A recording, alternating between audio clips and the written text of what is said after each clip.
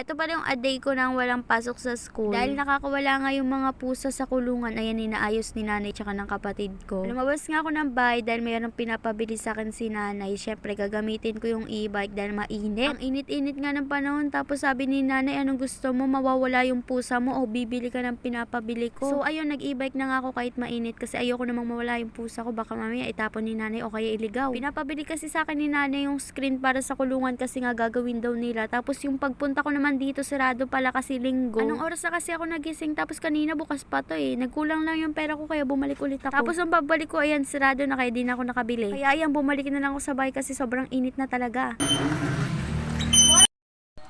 Pagpasok ko nga ng bahay, nakita ko to si Kati na umaakyat dito. Ewan ko kung anong pinagagawin niya sa buhay niya. Dahil wala na nga mabiling ulam, nagluto na lang ako ng pansit canton para iyan yung ulamin ng mga kapatid ko ngayon. Gusto ko nga sana magluto kasi pupunta na naman ako ng palengke. Ang init-init nga. Ito nga dalawang to, sobrang kulit na talaga, di ko na matiis. Kaya yung kapatid ko pinagtsatsagaan. Sabi ko kasi kasuin niya yung pusa tapos ako naman magluluto ng ulam. Pagkatapos nga nila linisan tong kulungan, nilagay na nila yung mga pusa kasi kakain na kami. Sobrang nai-stress na nga ako dito sa mga pusang to. Lagi na lang kasi kami may sirang gamit. Wala ngang ulam ngayon yung mga pusa kaya ito naman sabi ng kapatid ko.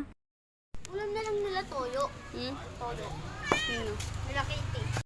Fast forward na nga, no, pagkatapos namin kumain, nagpa-laundry na kami. Dito pala kami nagpa-laundry ngayon sa bago tinray namin. Tapos sa magbabandang hapon naman nag-e-bike kami kasi hindi nag-aano tirik yung araw, tsaka masarap na mag-e-bike kasi mahangin na, tsaka wala ng araw.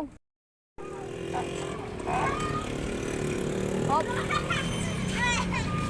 Nagpa-practice nga tong kapatid ko mag-e-bike kaso di ko siya pinapabaya mag-isa mamaya kasi mabangga. Hindi daw niya gaano abot yung upuan kaya naman ayan, inaalalayan ko. Tapos bumili na kami ng merienda. Yun lang. Bye.